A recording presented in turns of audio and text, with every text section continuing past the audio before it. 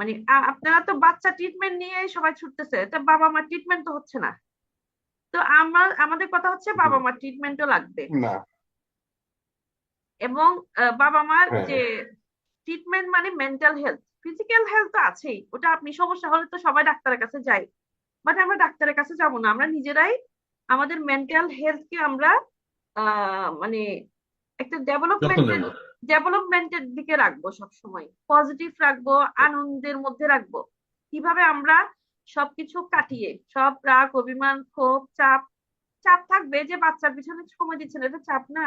কিন্তু আমার নাবু অবশ্যই। সাথে কথা বলতে গিয়ে বুঝলাম উনি আসলে একা হাতে কিন্তু পারতেছিল না। আমি কিন্তু ওনাকে বলছি আপনার একটা না। হেল্পিং নেন আপনি।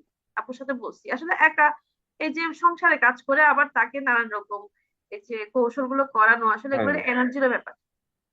এনার্জি থাকে সারাদিন, কন্টিনিউয়াস পারা যায় না। হ্যাঁ, কন্টিনিউয়াস একটা মানুষ কতক্ষণ পারে? তো স্বাভাবিকভাবে একটা হেল্পিং লাগবে বলছে। আমি আপুকে বলছি হয় আপনি কাজের মানুষ দিয়ে কাজ করান বাসায়, প্লাস হ্যাঁ, তাকেও শিখান, তাকেও শিখান ওর কাজগুলো। আদারওয়াইজ আপনি কাজের মানুষের বেতনটা আপনি একটু বাড়ায় টাড়ায় দিয়ে যেভাবে হোক একটা টিচার রেখে তাকে দিয়ে করান স্পেশাল হ্যাঁ, ক্লাস। যে কোনো একটাতে আপনাকে আসতে হবে, কোনটাতে আপনি বেনিফিট বেশি পাবেন এটা আর কি। আপনি এই থেরাপি গুলো অবশ্যই। যে স্পেশাল টিচার দিকে করাতে হবে কথা নাই, আপনি যখন শিখা থাকবে যেখান থেকে হোক, আপনারা তো থেরাপি দিচ্ছেন তাই না থেরাপি সেন্টারে, ওখান থেকে তো আপনারা অনেক হ্যাঁ, কিছু শিখছেন। তো ওই জিনিসটা হ্যাঁ, কাজের মানুষকে শিখাই দিলে সেও করবে। সে তো মাসে একটা তাকে বেতন দিবেন ওই পরিমাণ। এখন কোনটাতে হ্যাঁ, আপনি আপনারা হচ্ছেন একটা টিচার মানুষ মানে হচ্ছে একটা মিনিমাম স্ট্যান্ডার্ডের মানুষ, তাদের ইনকামটা আমাদের দেশের এই অনুযায়ী অনেক লিমিটেড থাকে, হ্যাঁ, হ্যাঁ, ভাবে নিজেকে বাড়াতে হয় আর কি, কষ্ট কষ্ট করে। তাহলে আপনার জন্য সেটাই। কোনটা ভালো হবে? মানে কাজের মানুষকে এখন শিখাই দিয়ে তাকে বেতন দিয়ে তাকে করলে ভালো হবে, না, নাকি না, না, স্পেশাল টিচার রাখলে ভালো হবে? এই জিনিসটা আপনারা নিজেরা না, ঠিক আমার করে। কাছে মনে হয় যে কাজগুলো নিজেরাই করি। তবে বাসার যে কাজগুলো আছে, অন্যান্য কাজ, সেগুলো হেল্পিং হ্যান্ড দিয়ে করা যেতে পারে, কিন্তু বাচ্চাটা হেল্পিং হ্যান্ড দিয়ে করানো আমার কাছে মনে হয় না।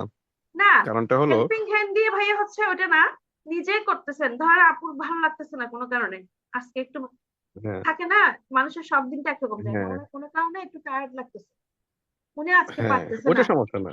ওইটাই মানে ওটা হঠাৎ ওটা ওটা সমস্যা হচ্ছে না। মাঝে হেল্পিং মাঝে।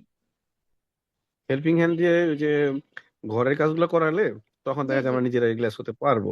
হ্যাঁ হ্যাঁ ওটা। একটা জায়গায় তিনটা, কথা কথা ঘর মোছা, রান্না, এগুলোর মধ্যে হেল্প করলো হয়। কেন হলো যে আমি দেখলাম, আমি ওর স্কুলে গিয়েছিলাম অনেকদিন আগে। তখন আহ, ওই স্কুলটার মধ্যে স্টাফ আছে। তো কিছু কিছু স্টাফ ওর কাজটাই হচ্ছে বাচ্চাদেরকে এই যে বিভিন্ন ভাবে হেল্প করা, এই বিভিন্ন কাজগুলো করা। তো যখন পিটিতে দাঁড়া করালো, তো একটা স্টাফকে দেখলাম যে উনি বাচ্চাটার প্রতি কোনো কোনো যত্ন নাই, কেয়ার নাই। মানে মনে হচ্ছে আর ঢিলামি। আমি দেখা যাচ্ছে আরেকজনের বাচ্চাকে ধরছি, যা যা বাচ্চাকে তাকে ধরতে দেয় না, যার আর ধরবে সে আরেকজনের বাচ্চা। তো দেখলাম যে আমি ধরলাম ঠিকই আরেকজনের বাচ্চাকে যত্ন নিয়ে, আমার প্রবলেম আছে, আমি অসুস্থ মানুষ, তারপরও দেখা যাচ্ছে আমার ঘাম ছুটে গেছে।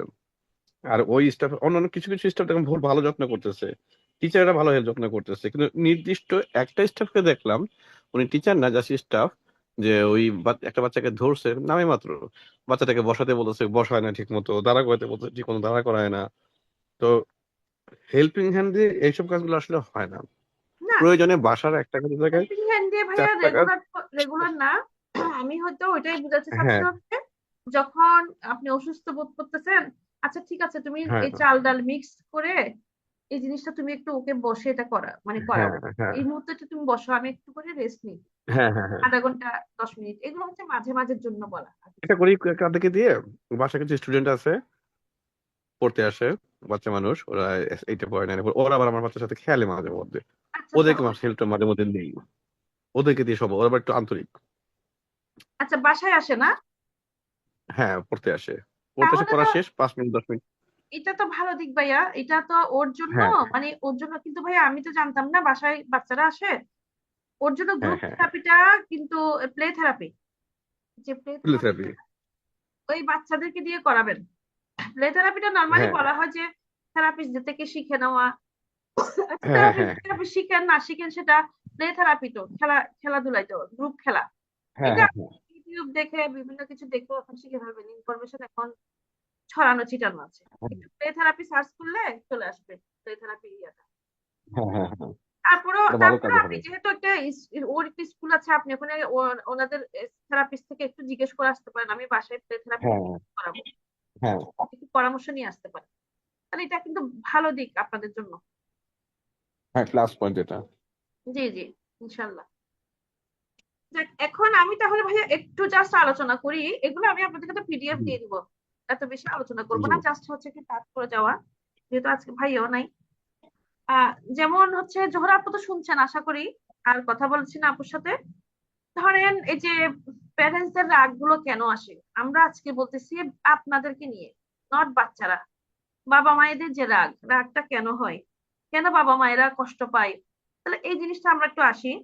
এই যে মনে করেন দীর্ঘ কর্মঘণ্টা, প্রথমত এই যে লম্বা সময়ের কাজ, সে সকাল থেকে তো শুরু হয় ডিউটি বাবা মায়েদের, দীর্ঘ কর্মঘণ্টা, গৃহস্থালীর দায়িত্ব, সন্তানদের কাছে থেকে, যে সন্তান তো একজন থাকে না, অনেকে তো কয়েকজনও থাকে, তো সন্তানদের কাছ থেকে ক্রমাগত চাহিদা, মানে ওর চাহিদা, ওর একজনের, আপনার ধরেন আফরাজের একটা চাহিদা, আরেকজনের, জোহরাপুর মনে করেন তিনটা বাচ্চা, ওনার তিন বাচ্চা তিন হ্যাঁ, রকম চাহিদা, সবাইগুলো পূরণ করতে হচ্ছে না, ছোট কোলেরটা, ওইটা, তারপর বড়টা, প্রত্যেকটারই তো চাহিদা আছে, তাদের কাছ থেকে শোনেন, ক্রমাগত চাহিদা, তারপরে দৈনন্দিন যে চাপের কারণে সবচেয়ে শান্ত বাবা মায়েরাও কিন্তু অনেক সময় ধৈর্য হারিয়ে ফেলেন রাইট, রাইট, চাপের কারণে। এটাকে যেটা আমরা স্ট্রেস বলি আর কি, তো এই জন্য স্ট্রেস ম্যানেজমেন্ট করা লাগে। স্ট্রেস ম্যানেজমেন্টটা এগুলো কিভাবে করবে, এগুলা কম বেশি সবাই জানে, তারপরে হয়তো আমরা একটু কাজ করব।